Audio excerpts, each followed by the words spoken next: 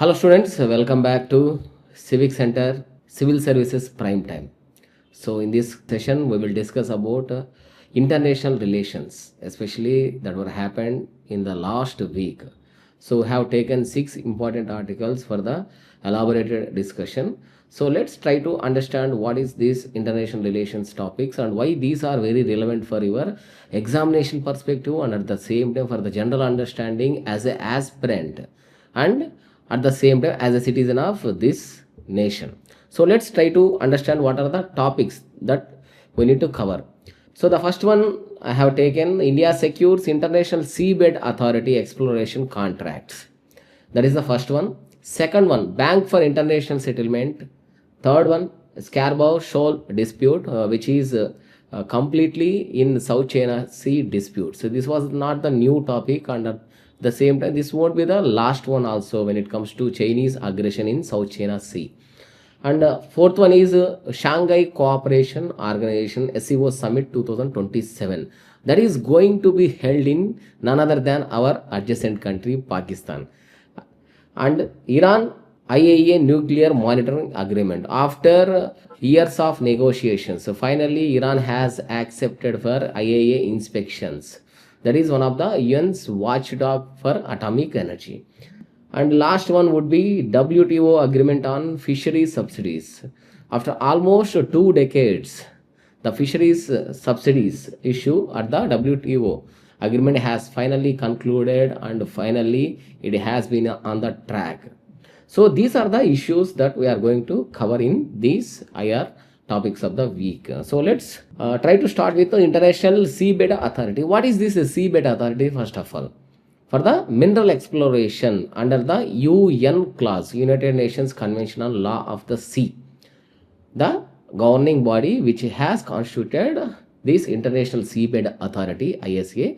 So if you look at coastal areas or exclusive economic zones, beyond that if you need any exploration rights, then obviously you need to take permission from International Seabed Authority.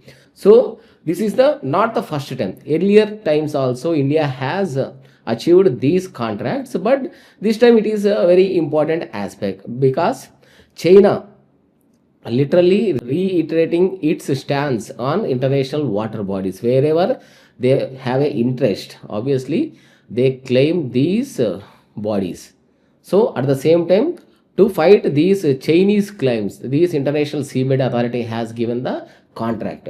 India has secured the world's first ISA license to secure polymetallic sulfur nodules in the Carlsberg Ridge of Northwest Indian Ocean.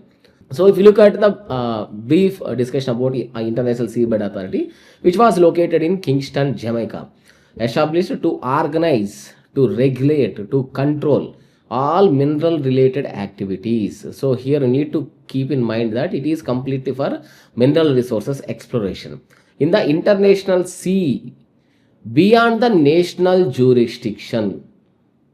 After the national jurisdiction, your international waters will comes into the picture. If you want to explore any metallic or metals or any composition under the ocean, then obviously you need to take a permission for ISA. So don't confuse it with your International Solar Alliance. That is completely different. This is completely different. And UN class defines the International Seabed Authority. So who will decide? Obviously under the United Nations Convention on Law of the Seas. A seabed and ocean floor and subsoil thereof beyond the limits of national jurisdiction. That will be decided by your UN class. It was established by Law of the Sea Commission. These were very important for your prelims point of view. It has obtained its observer status in United Nations. Whenever any United Nations negotiations or United Nations committee suggestions are going on, then this body will represent them. The authority operates by contracting the private and public corporations. Here they can give the permissions for the exploration not only for government bodies, even for the private corporations also and other entities to authorize the exploration and eventually exploit in specified areas in the deep sea bed for the mineral resources. And India's engagement with ISA, this is the third one. In 2002, we have achieved a polymetallic noodles contract in the Central Indian Ocean Basin, which has a validity till 2027 for the next coming year. And in 2016, again polymetallic sulfides in the Indian Ocean reads valid till 2031. And in 2025, first global license for polymetallic sulfides in Carlsberg Ridge. This is the first one. It is the first global license, right? And what are the strategic goals of this exploration under the same time this contract given by ISA to India? The first one is secure access to critical minerals. These critical minerals are very important for our energy security. And at the same time, the nickel, cobalt, manganese, copper, these are different types of elements that were used in our renewable energy sectors and automobiles and electric vehicle components. These are very important. That's why these critical minerals are very essential for our economy to explore further in the renewable way. And second one, balance energy transition needs with environmental safeguards. So you need to safeguard environment at a cost of your energy transition needs. That is also one of the strategic goal. And counter competing claims. So here obviously the China is competing in the Indian Ocean for these mineral resources. So that is the strategic goals. That is the first one, International Seabed Authority. And coming to the second discussion, that is the Bank for International Settlements. So BIS, it is also known as Banker for Global Banks. Just like how in Indian economy banks are working under the RBI, in a similar way there is one body, Bank for International Settlement, which was established in Switzerland. The primary purpose of this is nothing but global standards on capital adequacy, liquidity and risk management. To control these, the Bank for International Settlements has comes into the picture. So again, this BIS has recently comes into the news because it has warned stock market prices especially extremely high despite serious concerns. The artificial prices, high prices of these stocks have been very high and rising the government debt also. Here the BIS is concerning about government perspective. The stock market prices, especially from the government side, has completely out of control. A disconnect that could threaten financial stability if the investor sentiment changes suddenly. Let's suppose if investors are suddenly withdrawn their money, then obviously it would call as a capital flight risk. So in that context, there is a pressure on foreign exchange reserves and there is a pressure on your currency.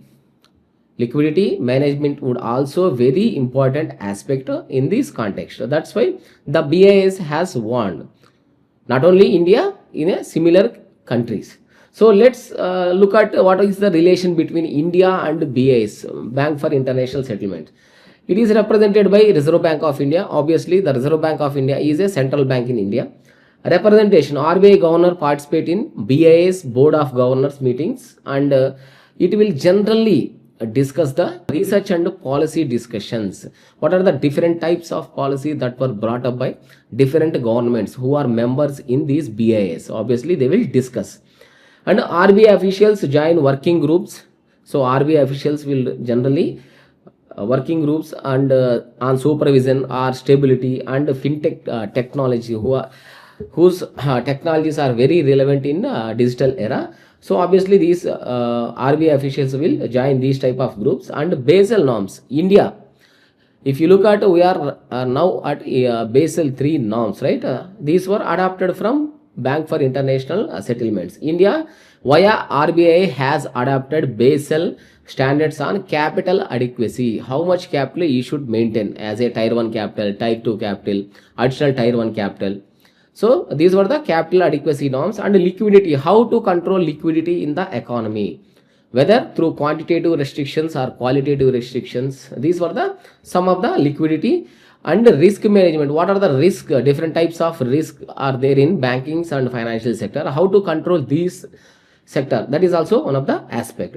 And innovation hub, there is a separate innovation hub which collaborates with BIS on digital payments, especially on the rise of these digital payments, central bank digital currencies, under the same time cross border fintech solutions. So here another important aspect about project nexus that you need to understand very clearly for your upcoming examination: cross border payment system. And BIS foundation, that is the first one, policy coordination. It will have a different types of policy coordinations which facilitate international monetary policy discussions and information exchange between different nations. That is the primary area. And banking services, it will offer reserve management and transaction service to central banks. And trustee and agent, it will act as a trusted intermediary in global financial operations. These are the BIS foundational roles. And it conduct research and provide training to enhance financial stability. Basel norms, it will host BCBS setting international banking standards. It will obviously setting international banking standards. So that is the BIS foundational roles. So that is the second discussion. Next one is very important concept in South China Sea. That is nothing but your 9-dash line. This was not a new topic. And there are different disputes that were pertaining to this South China Sea dispute. That one among them is Scarborough Shoal Dispute. China approved the creation of National Nature Reserve at this Scarborough Shoal in disputed region of South China Sea. So here, from the maps point of view or international relations perspective, you need to understand what are the different types of disputes, what are the different areas that were frequently mentioned in news. And if you look at South China Sea, there are different claims by China, Philippines, Malaysia, Brunei, Vietnam. If you look at this one, this is nothing but your 9-dash line. It is completely claimed by China, but different countries have different objections. And coming to the Scarborough Shoal, it is in this region.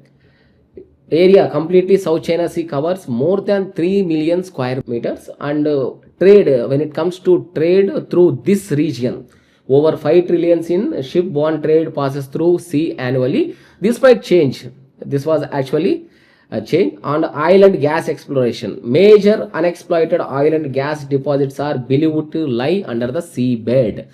That is the major reason why China is very interesting in this region, and at the same time confronting with different island nations surrounding the South China Sea. And what is South China Sea? It is a arm of Western Pacific Ocean. If you look at a world map, it is a arm of Western Pacific Ocean connected to East China Sea via Taiwan Strait. These are very important for your prelims point of view. And Philippines Sea via Luzon Strait. Features Paracel Islands, Spratly Islands and Scarborough Shoal. These are some of the disputed or contested areas between different nations against China. China is claiming all these properties belongs to China from historically. Whenever you have any discussion with China, obviously they will simply quote, historically we have a old civilization, we have each and every geographical area under the earth and below the earth. This belongs to us. That is the Chinese say. And bordering states, China, Taiwan, Philippines, Vietnam, Malaysia, Brunei, Indonesia. These are different countries that were surrounding. And what are the ongoing disputes in South China Sea disputes? Paracel Islands, claimed by China, Taiwan, Vietnam. China occupies since 1974. And the next one, Spratly Islands, obviously claims by China, Taiwan, Vietnam, Philippines, Malaysia, Brunei. These are some of the countries that were contesting. And coming to the latest dispute, Scarborough Shoal, claimed by China, Taiwan, Philippines. China controls in 2012. China's 9-dash line, 1947 map submitted to UN in 2009. So according to this map, in 2009, it has submitted to United Nations. According to this map, this complete area belongs to China, which claims 90% of the South China Sea.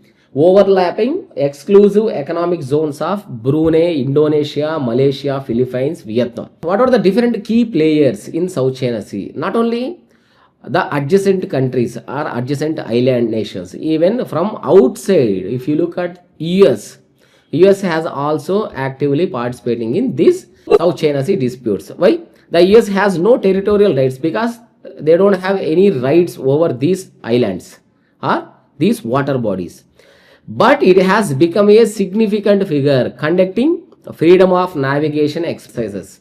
So based on the freedom of navigation exercises, it has rights indirectly to control Chinese assertion in this region. And remaining China, Taiwan, Vietnam, Philippines, Malaysia and Brunei, it has completely their own version of dispute mechanism with the Chinese. And India stand on South China Sea dispute. What is the India stand? The first one is it supports freedom of navigation for global commons. So these water bodies belongs to global commons. Each and every one would use these global commons. Obviously, China should not intervene into this type of disputes. That is the first stance of India on South China Sea, which opposes unilateral actions threatening stability in this region.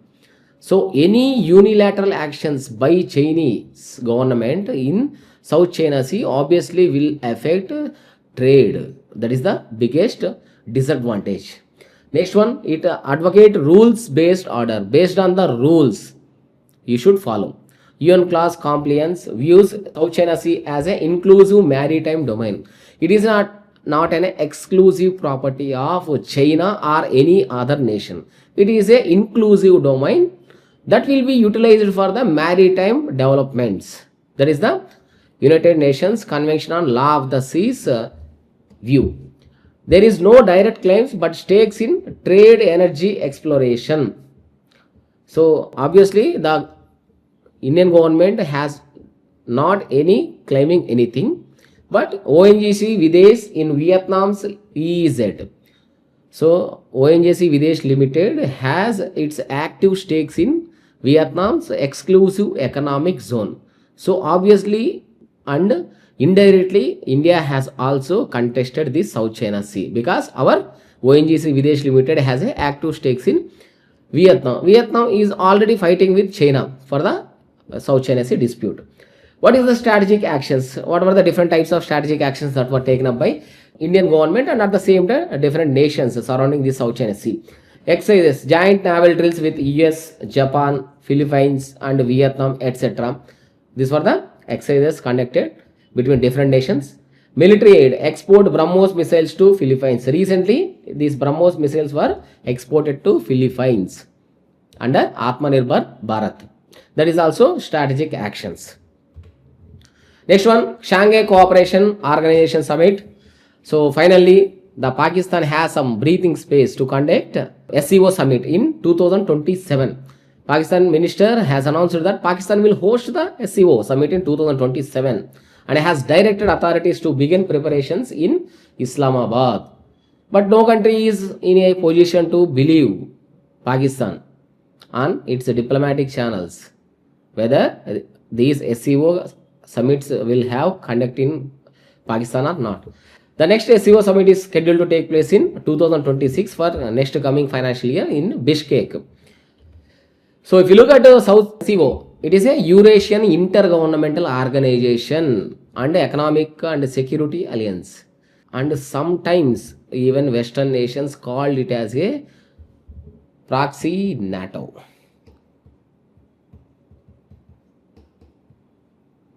Eastern NATO. And it has started in 1996 as a Shanghai 5. The countries are very important here.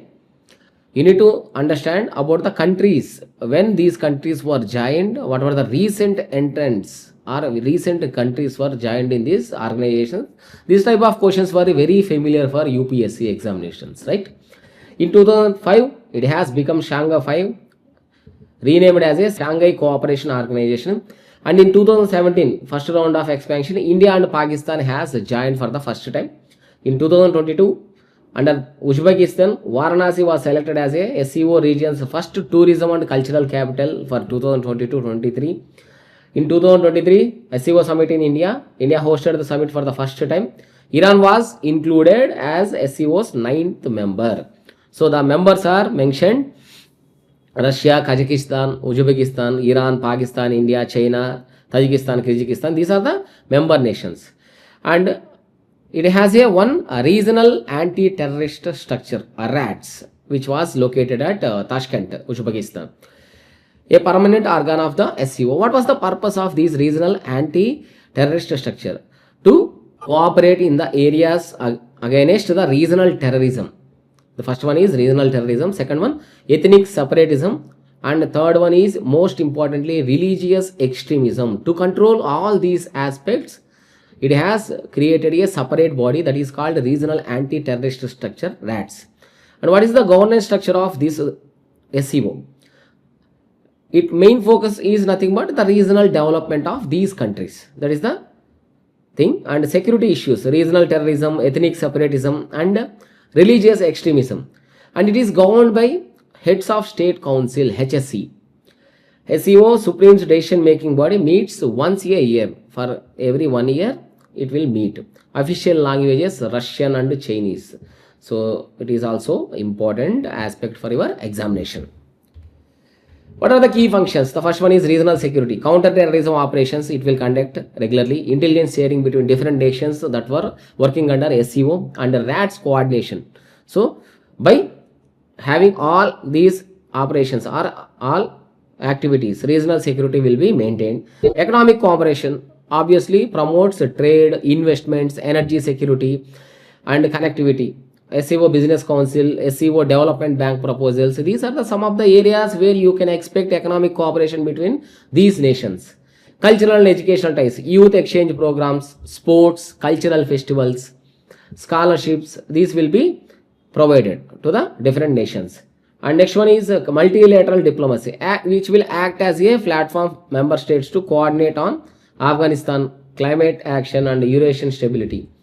Next, annual summits. Council of Heads of State is the supreme decision making body which at the Prime Minister level, which meets annually to approve budgets and priorities for their functions. Right? These are the major key functions and activities for the SCO. Next one, the most important aspect in Middle East region, that is nothing but Iran IAEA Nuclear Monitoring Agreement. So if you look at Iran's history, most of the times Iran is a rogue nation, right? It does not have any information regarding nuclear establishments in its geographical locations, and obviously it cannot disclose anything.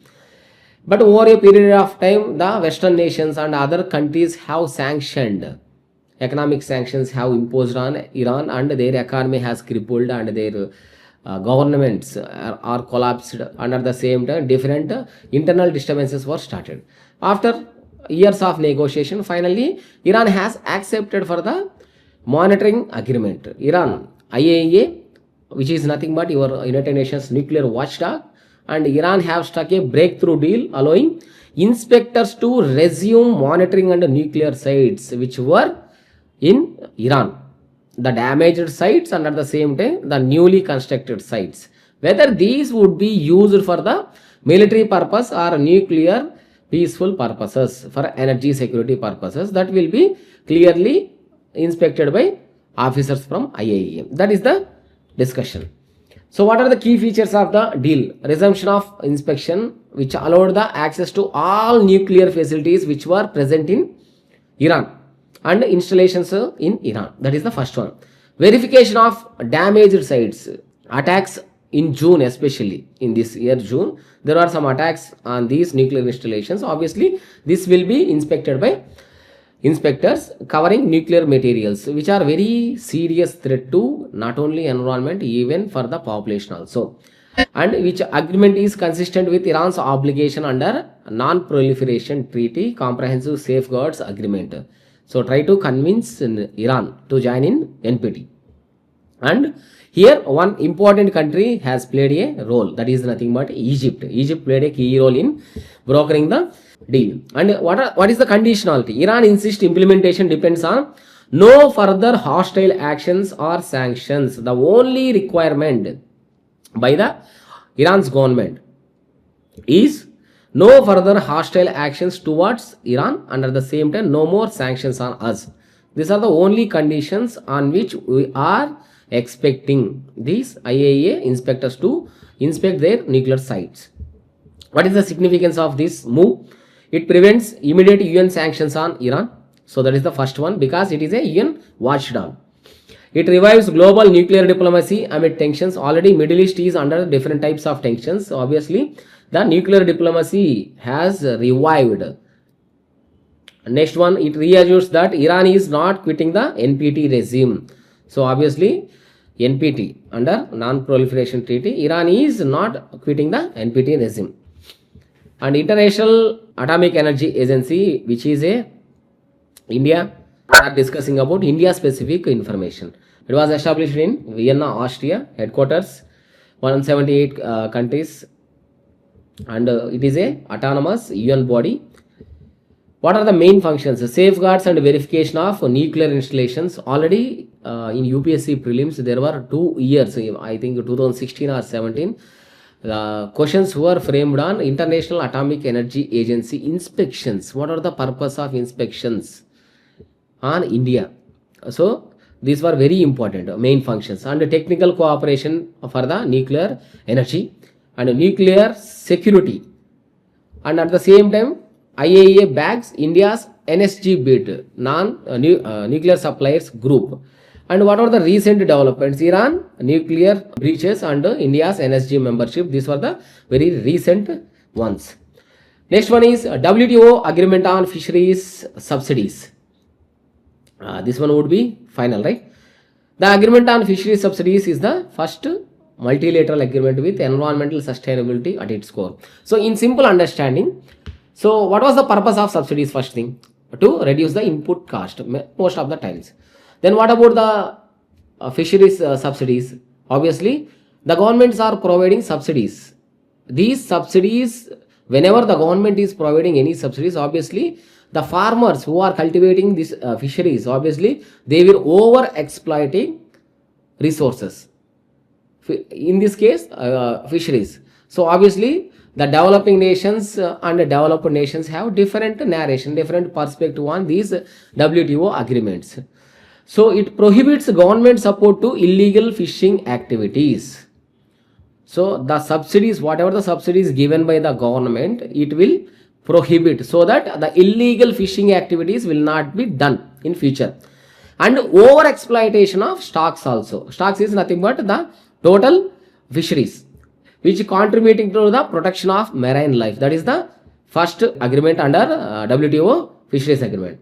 It was adopted in the 12th Ministerial Conference in 2022, Geneva. The agreement establishes, so there are some areas where you need to understand the global trade rules designed to curb harmful fisheries subsidies, which prohibits subsidies that support illegal and unregulated fishing and fishing activities targeting overfished stocks. It is completely for the subsidies which support illegal, unreported and unregulated fishing, and at the same time fishing activities targeting overfished stocks. It is completely prohibited. It also covers fishing in areas of high seas that are not covered by Regional Fisheries Management Organization. It is the important area where the fisheries, the Regional Fisheries Management Organization does not have any authority over the high seas, but under this agreement it covers high seas also. And implementation of WTO Agreement on Fisheries Subsidies, and there is one dedicated WTO Fish Fund. Ministers have established this fund to provide developing economies and at the same time least developed countries with technical assistance and capacity building measures to implement the new obligations. Whatever the obligations that were taken up, that has been comes into the force. Obviously there is a fund, in simple word, fish fund.